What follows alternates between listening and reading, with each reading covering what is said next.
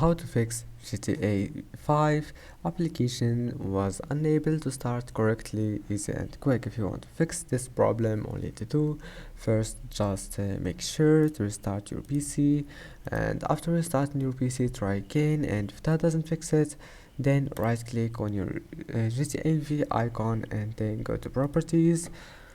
After that, go to compatibility and then just click change settings for all users. You will find it like that. Now just click run this program in compatibility mode for Windows, and select Windows 7 and click OK and OK again.